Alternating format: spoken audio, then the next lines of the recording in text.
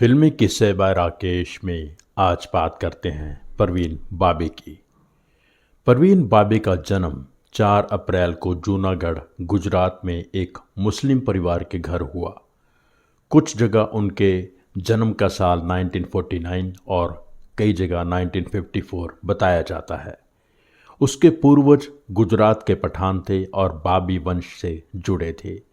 परवीन का जन्म उनके माता पिता की शादी के 14 साल बाद हुआ था। बचपन में ही परवीन ने अपने पिता वली मोहम्मद बाबी को खो दिया था। पिता की मौत के बाद उनकी माता जमाल बख्ते बाबी ने ही उनकी परवरिश की। परवीन ने अपनी पढ़ाई अहमदाबाद से पूरी की। परवीन ने इंग्लिश लिटरेचर में ग्रेजुएशन की। उनकी पढ़ाई के दौरान ही एक बार अहमदाबाद में दंगे हो गए थे। हॉस्टल की वार्डन ने परवीन को बचाने के लिए उसे गद्दों के नीचे छुपा के अपने किसी दोस्त के घर पहुंचाया। गद्दों के नीचे छुपी परवीन को हर पल ये डर लगता रहा कि अभी कोई आएगा और उसको मार डालेगा। बहुत देर तक खौफ में रहने का असर परवीन बाबी के दिमाग पर हो गया, जो कई सालों बाद सामने आया। परवीन बाबी का रिश्ता पाकिस्तानी इंटरनेशनल एयरलाइंस के पायलट जमील खान से पक्का हो गया था, जो उनके दूर के रिश्तेदार भी थे। 1971 इंडो पाक वॉर की वजह से परवीन की मां ने यह रिश्ता तोड़ दिया। परवीन को इसका बहुत दुख हुआ। 1972 में परवीन ने मॉडलिंग शुरू कर दी। उसी दौरान निर्देशक B.R. इशारा की उन पर नज़र पड़ी। B.R. इशारा ने परवीन बाबी को अपनी 1973 की फिल्म चरित्र में हीरोइन बना दिया। हीरो थे क्रिकेट प्लेयर सलीम दुरानी। यह फिल्म कामयाब नहीं हो पाई, लेकिन परवीन बाबी का जिक्र पूरी इंडस्ट्री में होने लगा था और परवीन को काम मिलने लगा। फिल्म धुएं की लकीर के दौरान परवीन बाबी और डैनी के बीच अफेयर शुरू हो गया, जो 36 घंटे की शूटिंग में और भी ज़्यादा पॉपुलर हो गया। अमिताभ और परवीन बाबी की फिल्म मजबूर की सफलता ने परवीन में एक नया कॉन्फिडेंस भर दिया। 27 दिसंबर 1974 के फिल्म फेयर इशू में जर्नलिस्ट विक्रम बोहरा के साथ इंटरव्यू के दौरान परवीन ने कहा कि 10 में से 9 हिंदी फिल्मों में कोई टैलेंट नहीं चाहिए होता, कुछ बेजान डायलॉग, सिर्फ सुंदर चेहरा चाहिए होता है। काम तो कुछ होता ही नहीं, पैसा बहुत मिलता है। परवीन ने कहा, मैंने बहुत पैसा कमा लिया है बिना कुछ किए। कला को कला के लिए छोड़ दिया जाता है और यहाँ बिजनेस होता है। मैं खुश हूँ जो भी हूँ, जैसी भी हूँ। उस दौर में कोई भी स्टार इतनी बेबाकी से नहीं बोलता था। फिर 1975 में 2 हिट फिल्में परवीन के हाथ लगीं। एक बार फिर अमिताभ के साथ दीवार और फिरोज खान के साथ काला सोना। शुरू में परवीन को डांस करना और पर्दे पर गाना गाना भी बहुत इलॉजिकल लगता था। सितंबर 1976 के स्टारडस्ट इशू में परवीन ने कहा, अगर जीनत अमान ये कर सकती है तो मैं क्यों नहीं। सिर्फ बॉलीवुड में ही नहीं, उनकी पर्सनैलिटी के चर्चे विदेश तक भी पहुंचे। दुनिया भर में मशहूर मैगजीन टाइम के मुख्य पन्ने पर जुलाई 1976 में परवीन बाबी की तस्वीर छपी। इससे पहले किसी भी बॉलीवुड स्टार की तस्वीर टाइम मैगजीन के फ्रंट पेज पर कभी नहीं छपी थी। डैनी के साथ परवीन का ब्रेकअप बहुत जल्दी हो गया, लेकिन परवीन डैनी के दोस्तों की मंडली में शामिल हो गई थी, जिसमें थे कबीर बेदी और प्रोतिमा बेदी, डैनी और महेश भट्ट। परवीन बाबी अब कबीर बेदी की तरफ आकर्षित होने लगी थी। कबीर बेदी भी अपनी पत्नी प्रोतिमा और बच्चों को छोड़ना चाहते थे। परवीन बाबी अमिताभ से बहुत इम्प्रेस्ड थी। वे अक्सर अमिताभ की बात किया करती थीं, उनकी एक्टिंग, उनकी पर्सनैलिटी, उनके बिहेवियर के बारे में। अमिताभ और परवीन ने कई फिल्में साथ में साइन कर लीं। मीडिया ने इस दोस्ती को परवीन की जिंदगी के अगले अफेयर की तरह देखा। उधर कबीर बेदी बॉलीवुड में नाम कमाने में सफल नहीं हो पा रहे थे, लिहाजा वो एक बड़े सीरियल में काम करने के लिए यूरोप चले गए। परवीन ने अपना शानदार करियर बीच में ही छोड़कर कबीर बेदी के पास यूरोप जाने का फैसला कर लिया। अब बॉलीवुड को यकीन आने लगा था कि परवीन और कबीर बेदी का रिश्ता सच्चे प्यार का रिश्ता था, लेकिन परवीन बाबी की तकदीर में शायद सच्चा प्यार था ही नहीं। दोनों प्रेमियों के बीच अनबन रहने लगी थी। फाइनली दोनों का रिश्ता टूट गया और टूट गया परवीन बाबी का दिल। एक रात लंदन के सुनसान सड़कों पर परवीन बाबी नशे की हालत में टहलती हुई पाई गई, उदास, तन्हा। लेकिन इस ब्रेकअप ने परवीन के अंदर एक नई ताकत भर दी। भारत लौटकर उसने अपने करियर को संवारने का फैसला कर लिया। बहुत कम समय में उनके हाथ 20 फिल्में लग गईं और आने वाले 5 सालों तक वे बिजी रहने वाली थी। परवीन के जीवन में अकेलेपन से बचने के लिए परवीन ने अपने पुराने दोस्त महेश भट्ट का सहारा लिया। एक बार फिर परवीन एक शादीशुदा आदमी के प्यार में थी।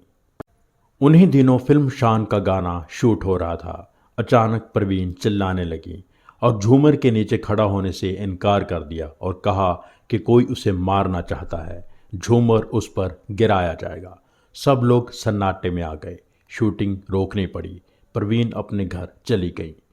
महेश भट्ट तहे दिल से चाहते थे कि परवीन ठीक हो जाए, इसलिए उन्होंने स्पिरिचुअल गुरु यूजी कृष्णमूर्ति से रिक्वेस्ट की कि किसी तरह परवीन को दिमागी उलझनों से बाहर लाया जाए।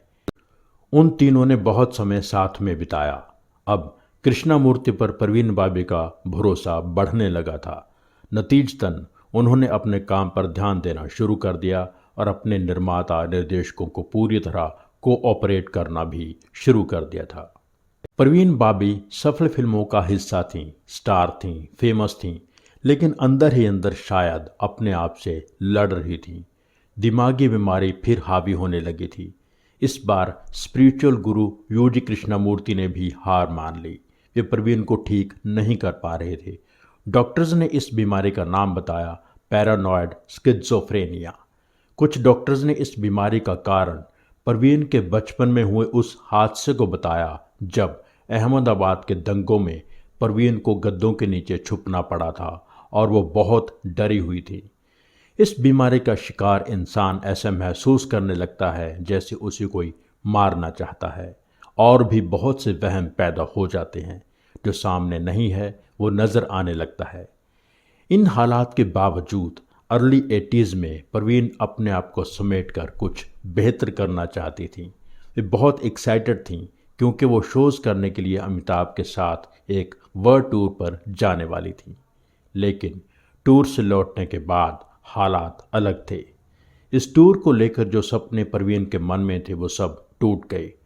भारत वापस आकर परवीन के लिए इंडस्ट्री में काम करना मुश्किल हो गया। 30 जुलाई 1983 को परवीन इंडस्ट्री छोड़कर अमेरिका चली गई। अमेरिका में परवीन स्पिरिचुअल गुरु यूजी कृष्णमूर्ति और उनकी दोस्त वैलेंटाइन के पास पहुंच गई और कुछ समय उनके साथ बिताया। सब ठीक नज़र आ रहा था। फिर 4 अप्रैल 1984 को उनके जन्मदिन वाले दिन परवीन यूजी के घर से भी गायब हो गई। यूजी ने सोचा कि शायद वे भारत लौट गई हैं, लेकिन ऐसा नहीं था। 7 अप्रैल को John F Kennedy international airport New York पर परवीन से उनके पहचान पत्र मांगे गए और परवीन अपनी पहचान बताने की जगह चिल्लाने लगी। उन्हें हथकड़ियाँ पहनाई गईं। काबू में ना आने पर बेड़ियाँ भी पहनाई गईं। उन्हें नज़दीकी मेंटल हॉस्पिटल ले जाया गया, जहां उन्हें 30 अलग अलग तरह के पागल मरीजों के साथ रखा गया।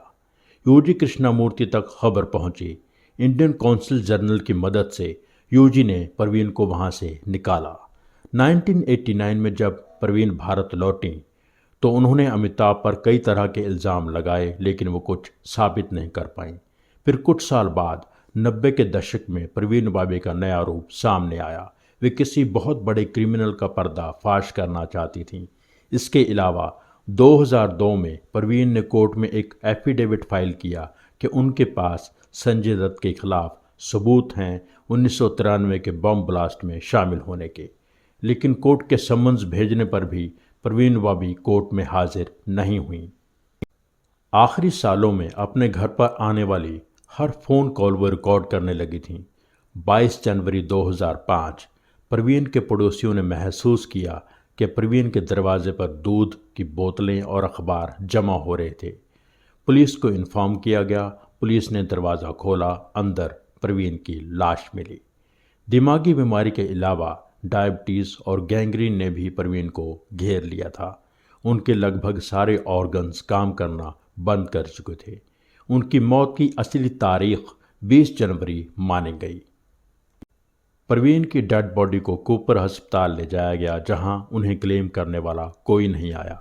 उनकी मौत के बाद परवीन के मामा मुराद खान ने परवीन की वसीयत पेश की, जिस पर परवीन के 3 रिश्तेदारों ने फर्जी होने का इल्ज़ाम लगाया और बात अदालत तक पहुंच गई। 11 साल बाद 14 अक्टूबर 2016 को कोर्ट केस का फैसला आया और ये नतीजा निकला कि परवीन की वसीयत सही है। वसीयत के अनुसार संपत्ति को 3 भागों में बांटा गया। इसमें जूहू किनारे रिवेरा अपार्टमेंट में 2300 वर्ग फीट फ्लैट, जूनागढ़ में हवेली का सामान, जेवरात और बैंकों में जमा की गई 20 लाख की राशि भी शामिल है। वसीयत के अनुसार उनकी संपत्ति से ट्रस्ट बनाया जाएगा और गरीब महिलाओं और बच्चों की मदद की जाएगी। परवीन बाबी की संपत्ति से जो ट्रस्ट बनेगा उसकी 10% राशि अहमदाबाद के सेंट जेवियर्स कॉलेज को दी जाएगी। यहीं से परवीन ने अंग्रेज़ी लिटरेचर में डिग्री हासिल की थी। 70% हिस्सा बाबी वंश के गरीबों के लिए, 20% मामा मुराद खान को सर्विस चार्ज के रूप में मिलेगा। इस पूरी संपत्ति पर administrator general and official trustee का कंट्रोल होगा। बॉलीवुड के इतिहास में परवीन बाबी का नाम सच्चे प्यार के मामले में बदनसीब रहीं मधुबाला और मीना कुमारी के आसपास ही लिखा जाएगा।